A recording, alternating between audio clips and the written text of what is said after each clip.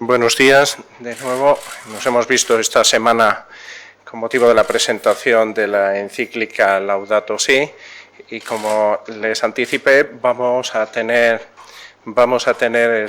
esta rueda de prensa. Yo sí les pediría que fuera breve. Estoy a vuestra disposición, pero siguen reunidos los obispos de la Comisión Permanente. La idea es terminar a mediodía. Y he aprovechado pues el tiempo previsto teóricamente para el descanso, para el café, para venir a estar con ustedes, y encantado de estar. Les agradezco, como siempre, su presencia. Y bueno, pues como habrán visto en el temario, pues ahí tienen en la nota de prensa y en los temas que han ocupado esta asamblea de la reunión de la Comisión Permanente de la Conferencia Episcopal Española. En cuanto a novedad, pues es la incorporación del arzobispo de Mérida-Badajoz, don Celso Morga, en representación de la provincia eclesiástica de Mérida-Badajoz. Los temas que destacar entre ellos, fundamentalmente, pues el estudio del plan pastoral. ¿En qué sentido? Pues que lleva ya pues un año de recorrido en asambleas distintas de los obispos españoles y en las reuniones de la Comisión Permanente, porque hay un esfuerzo especial de los obispos en este plan, siguiendo como plantilla y como referencia la exhortación apostólica del Papa Francisco, Evangelii Gaudium.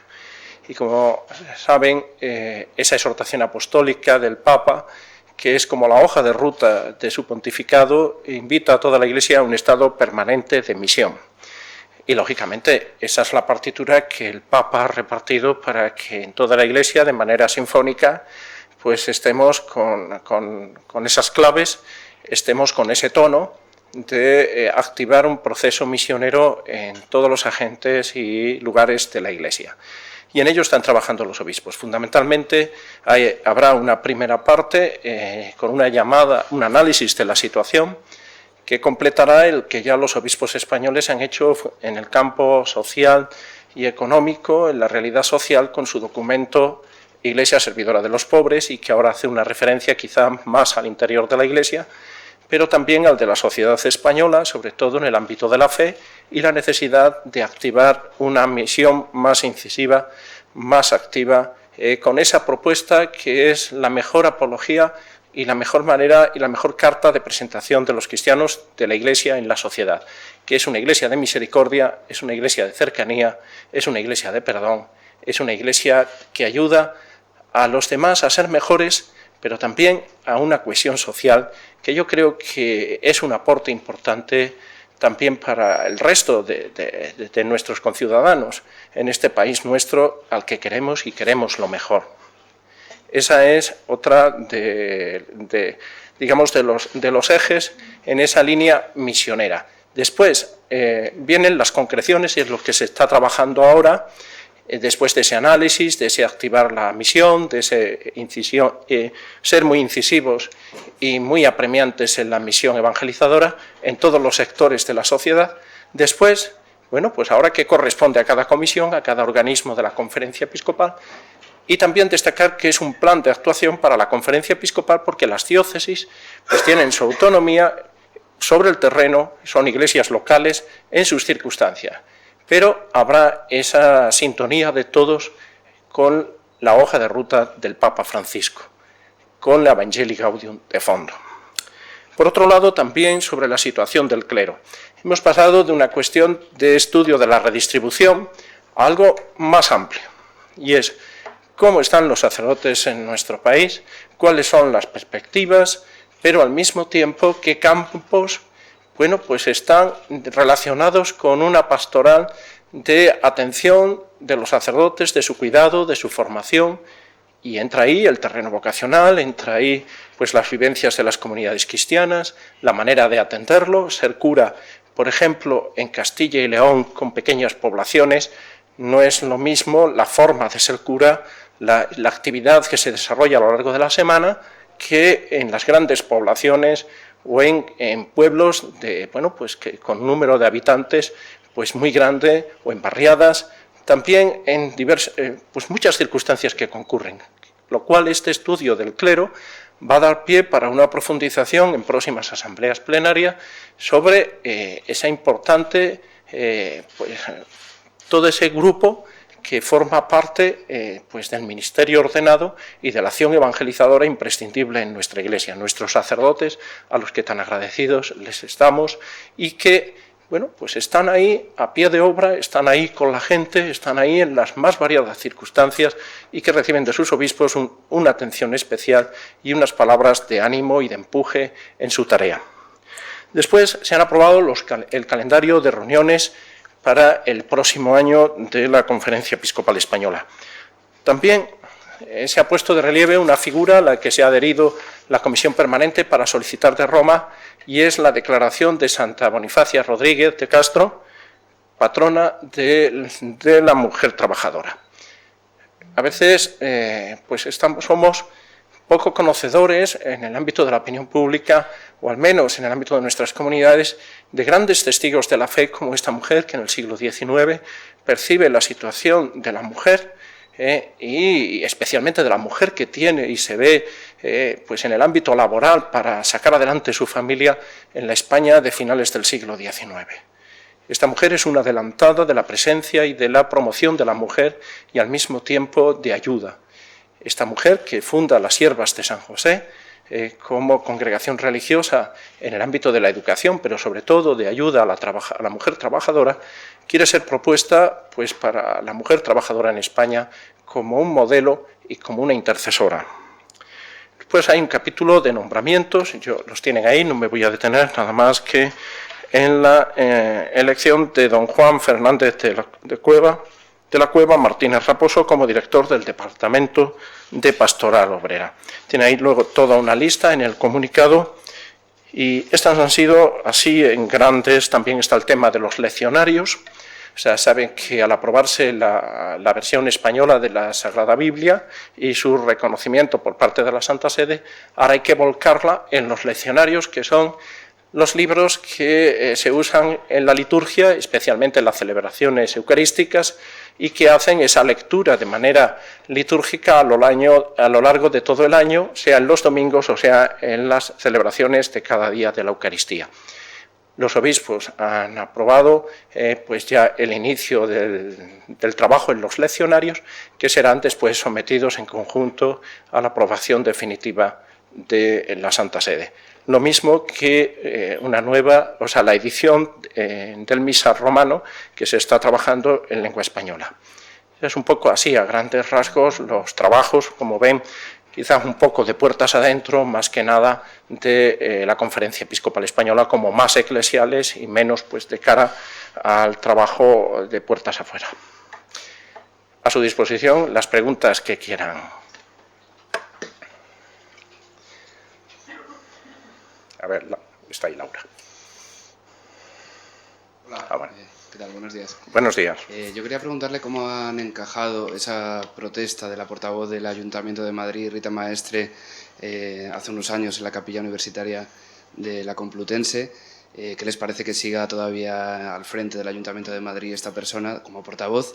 Y por otro lado también quería preguntarles qué les parece el izado por primera vez de la bandera gay durante las fiestas del orgullo en un ayuntamiento público, ¿no? En el Ayuntamiento de Madrid. Pues ahí le contesto a la primera. No es cuestión de encaje, es cuestión de pedir a las personas que el derecho a libertad de expresión se realice pues en el marco de legalidad y en el marco del respeto al resto de los derechos. Quien tiene un cargo público tiene un deber de ejemplaridad, especialmente. Todos tenemos y todos estamos bajo el imperio de la ley. No solo en un determinado ámbito, y el ámbito de la universidad no es un terreno franco. Y entonces el ejercicio de la libertad mía tiene que ser en armonía con la libertad de los demás. Y aquí, en este caso, pues no, lo que diga la justicia, yo no voy a hacer ninguna valoración, sino a acatar lo que la justicia en su proceso ordinario, dando las garantías de defensa de quienes se ven implicados, pues determine. Eso tendrá por nuestra parte el máximo respeto. No entramos en la valoración personal de las motivaciones personales, ese es un ámbito en el que yo no voy a entrar a juzgar. Y, en tercer lugar, sí exigir para nosotros y para los demás, el uso de la libertad de expresión en respeto exquisito a las convicciones de los demás, en este caso la libertad religiosa, que estaba en un marco normativo regulado, con una presencia de un lugar sagrado y una sensibilidad y unas convicciones de los otros. Hay muchas maneras de expresar nuestro desacuerdo, pues hay muchas maneras civilizadas y al mismo tiempo entran dentro de ese marco que nos garantiza nuestro ordenamiento constitucional. Con respecto a otro, mire, yo no voy a entrar en valoraciones de ese tipo porque no me corresponden. Lo que sí creo que todos tenemos que vivir en un respeto exquisito a las convicciones de los demás y yo creo que en ese marco tenemos que movernos. Sí, estaba la hora.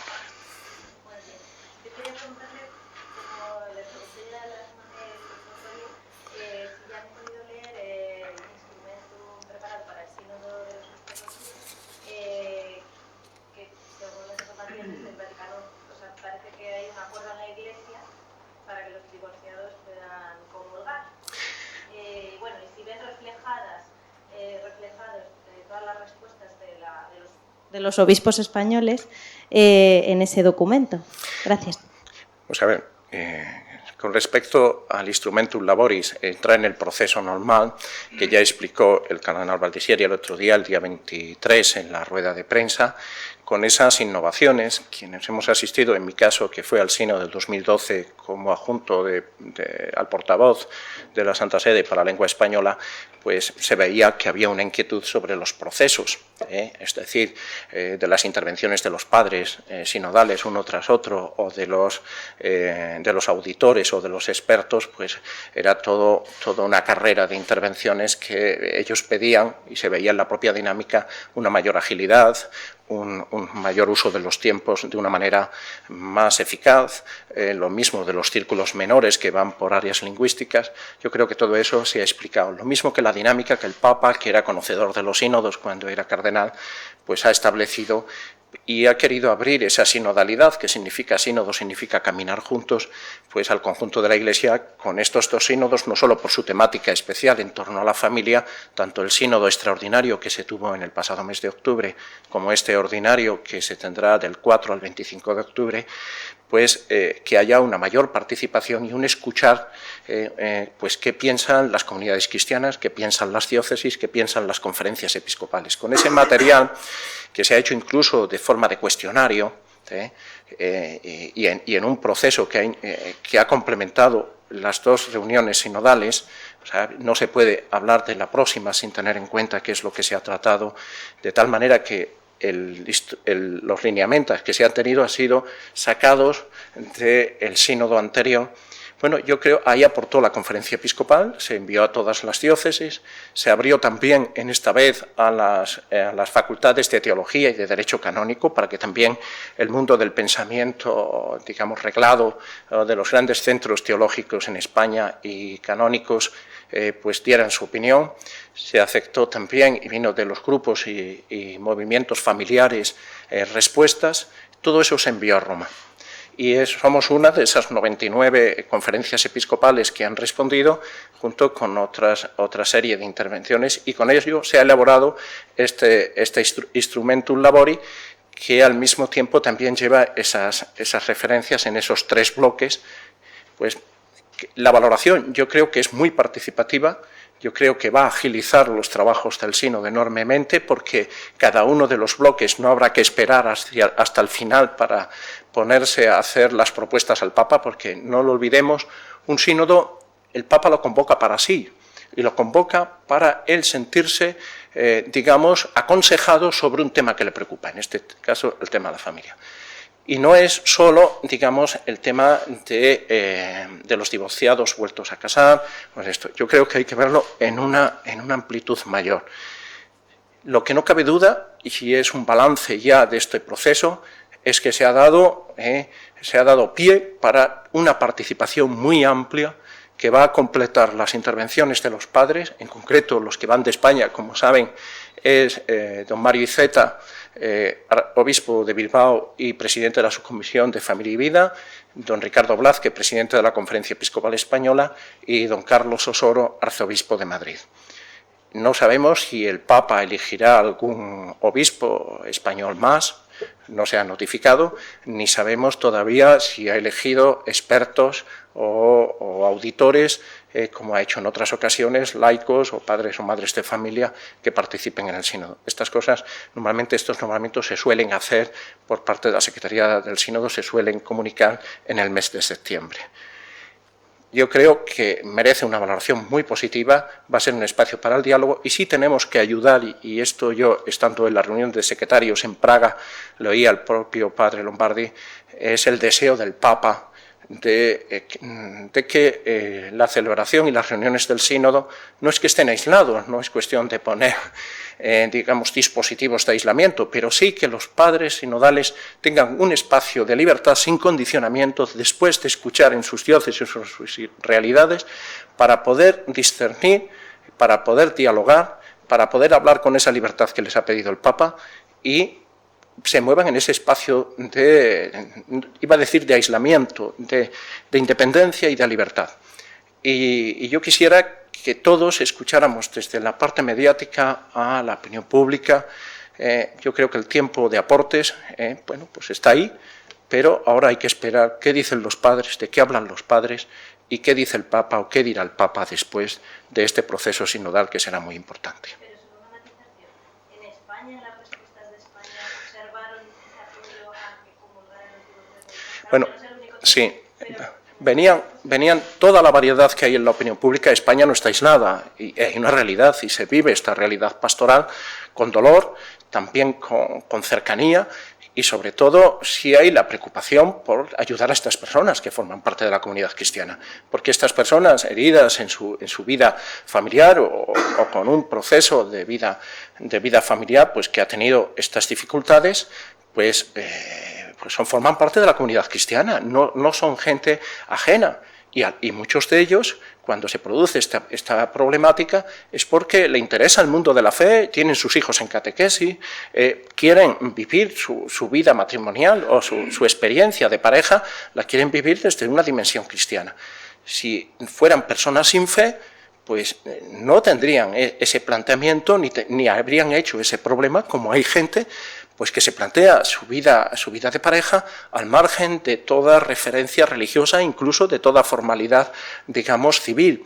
Esta es otra de las preocupaciones también que está en el Instrumentum Laboris y que refleja, lo vemos, en nuestra sociedad, pues de esos chicos y chicas que se van a vivir juntos, que no se plantean casarse. Es decir, estamos ante realidades que experimentan la vida matrimonial y la vida familiar en nuestra sociedad a la que la Iglesia quiere dar la respuesta desde la fe. Y eso es lo que van a tratar los padres sinodales. Más preguntas. Sí, Jesús. Sí, hola. Buenos días. Dos preguntas rápidas. Se me pasó en la otra ocasión. Observamos que no hubo en esta ocasión nota de la Conferencia Episcopal de cara a las elecciones autonómicas y municipales, como era práctica habitual otros años. Quería saber por qué, si se va a convertir en una práctica habitual. En ese sentido, si es así, que nos lo comentes. Si habéis tenido algún tipo de contacto con estos nuevos partidos emergentes, que son realidades que hasta ahora no figuraban en el panorama nacional. Y luego una noticia de última hora que no sé si conocerás. Acaban de decir las agencias hay un degollado en un supuesto atentado yihadista en Francia. Quería saber si habías conocido la noticia. Sí, he conocido y así muy rápido la salida en el camino desde la salida de la sala de reunión hasta aquí. Quiero en esto, en primer lugar, manifestar repulsa a todo atentado, si es esto lo que ha ocurrido realmente y se van clarificando las noticias. Segundo, y nuestra repulsa todavía, si es por una motivación religiosa, no puede ser. O sea, esto siempre es una patología, la violencia siempre es una patología del hecho religioso. Y sobre todo una cercanía a las víctimas, una oración por ellas y una cercanía a sus familias. Esto es lo que ahora puedo decir. Después, con respecto a lo primero, los obispos en este año electoral pues han estado muy centrados sobre un documento que pensábamos muy importante y muy necesario y muy urgente, que era el documento, la instrucción pastoral Iglesia Servidora de los Pobres. Este documento engloba una mirada de la Iglesia sobre la realidad socioeconómica, pero también política y social. Sin entrar en cuestiones puntuales de unas elecciones, sí dan los criterios para, desde unas convicciones cristianas, amigablemente expuestas y en un sentido positivo y de construcción social, de cercanía especialmente a los que más sufren, tenerlas en cuenta a la hora pues, de la participación política, sea de una manera pasiva como actores políticos en el campo con el ejercicio de la política, o sea, sobre todo en el ejercicio activo de un voto o de unas decisiones o de la participación de los cristianos en este ámbito. Los obispos creyeron que con este documento, si se va pues entrando en el pueblo, si se les va transmitiendo en las parroquias, en las reuniones, esto se van dando criterios. No vieron la necesidad de un esto puntual en un año pues jalonado de citas electorales, a las que sí hacen siempre un llamamiento a una participación activa, consciente y coherente con sus propios principios. Y también, por otro lado, bueno, yo creo que los fieles pues tienen ya en un tramo de vida democrática en nuestro país y de madurez, pues que los obispos vieron que con este documento bastaba. En cuanto a lo que me pregunta de contactos con algunos grupos, con algunos actores políticos y sociales, bueno, pues hay obispos que se han podido ver con gente en sus comunidades autónomas, en sus ciudades, lógicamente. Por parte de la Conferencia Episcopal no ha habido ningún encuentro formal, algún encuentro pues particular de encontrarse y de verse y de dialogar con grupos, incluso emergente, sí se ha producido, pero en un ámbito de mucha normalidad. Y yo creo que también en este tramo que estamos teniendo electoral, pues que la Iglesia, pues repetir que no es un contrincante político, sí es un actor social de primer orden en nuestro país y tiene una palabra y quiere decirla especialmente para sus fieles y para todos los hombres y mujeres de buena voluntad que quieran entrar en política, como se entiende, de modo peyorativo. La Iglesia no lo hace. Lo que sí quiere es continuar siendo un actor y un agente de sentido fundamental, especialmente con una palabra que decir para nuestro pueblo, de la que se siente un protagonista pues de manera especial por su historia y por su inculturación y por su presencia en la vida individual o colectiva de nuestra gente. Más preguntas, sí. Hola. Me gustaría saber qué le parece a la Conferencia Episcopal la idea del Papa de poner una fecha fija en la Semana Santa. Y otra cuestión, la opinión sobre el cese del ministro Wert, responsable último de la Ley de Educación Última, que ha sido tan controvertida.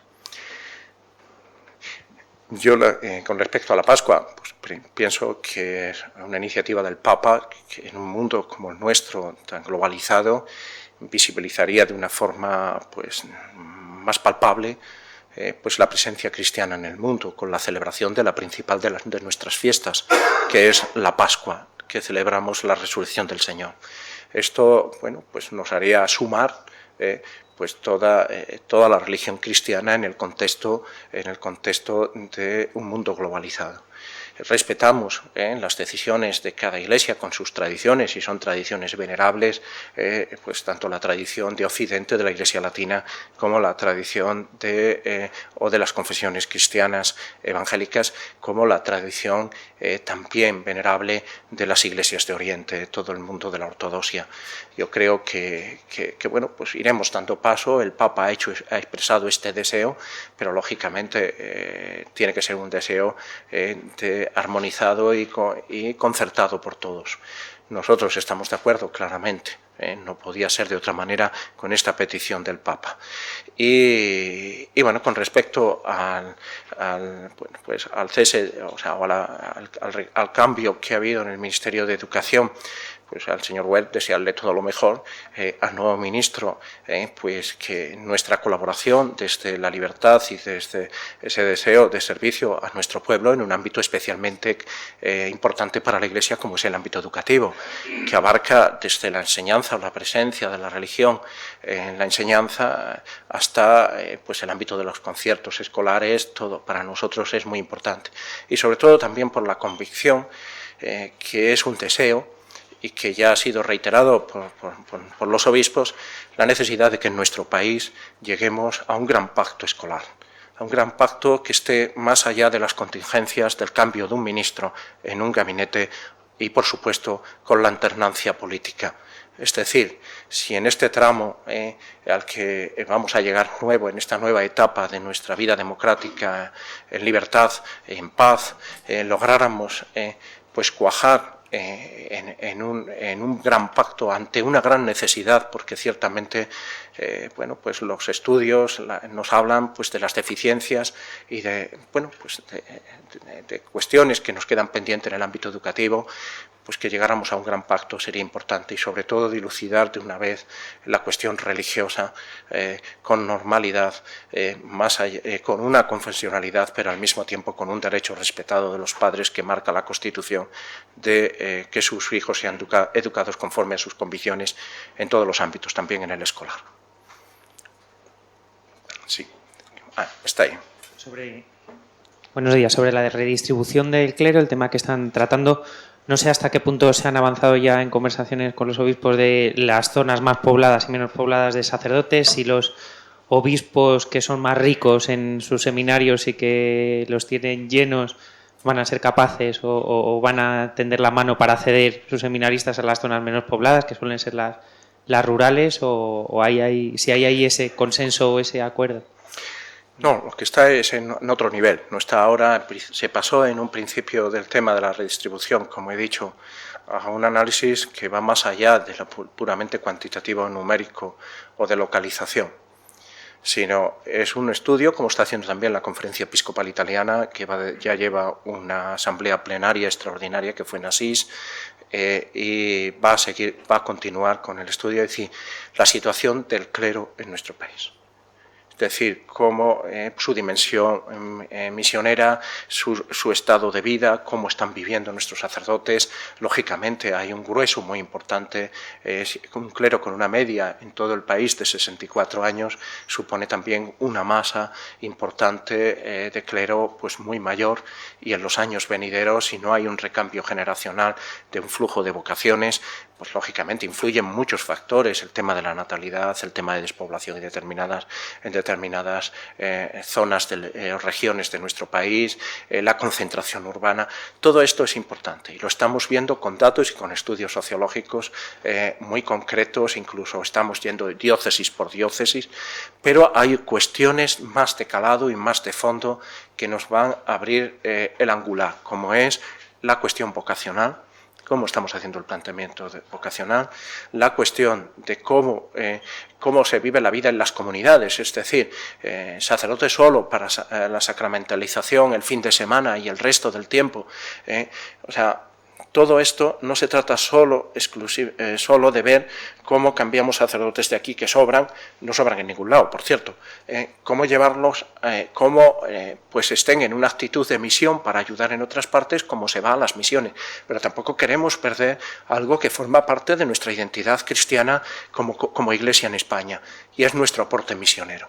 O sea, nuestros 13.000 misioneros, muchos de ellos sacerdotes, tantos diocesanos como religiosos, fundamentalmente también, pues no ahora por una emergencia interior, pues estemos aquí pues a cerrar la cooperación sacerdotal.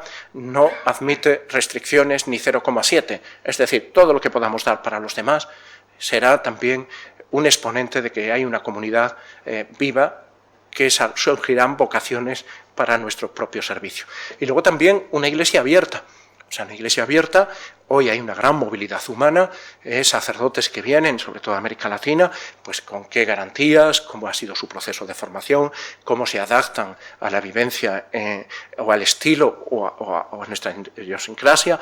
Es decir, todo esto es más complejo que una simple redistribución de personal. O sea, que esto lleva esas connotaciones. Más preguntas, sí les pediría, si esto que siguen las sesiones. 2 o 3 preguntas más. Yo continuando con el tema de la educación, solo quería preguntarle, de cara a la aplicación de la LOMCE, ha habido comunidades autónomas ahora que están diciendo que la van a paralizar o van a estudiar cómo hacerlo.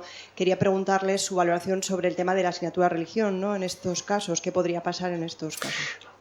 La valoración global sobre la asignatura de religión es ciertamente por nuestra parte deficiente. La disminución horaria ha sido, creo que, un golpe de efecto perjudicial para la asignatura y su presencia en el marco escolar. Y sobre todo cuando hay en ese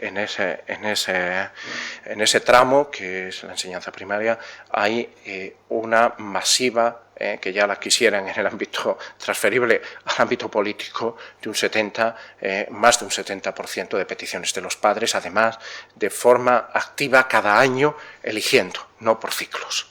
Segundo, no ha sido nuestra valoración positiva en absoluto de la no oferta, porque hay obligación de oferta y hay también libertad de elección para nosotros y para cualquier confesión religiosa con la que el Estado tenga acuerdos. O sea, no es un privilegio de la Iglesia, el único privilegio es que con la Iglesia es mediante un acuerdo internacional, no solo con un acuerdo con una confesión, pero esa no oferta, sobre todo en bachillerato, con lo cual no da posibilidad de elegir. O sea, si no se ofrece, pues no hay posibilidad.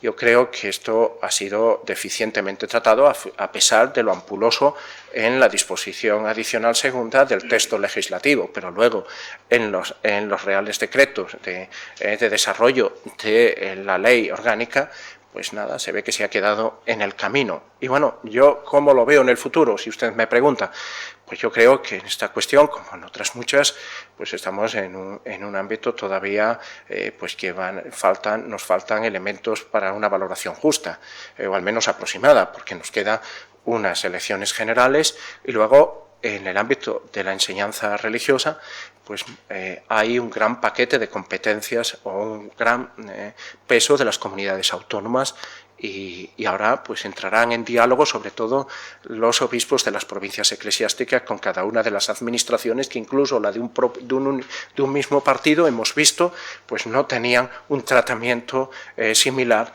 siendo del mismo partido, el del gobierno, con respecto al hecho religioso, a la enseñanza religiosa. Sí.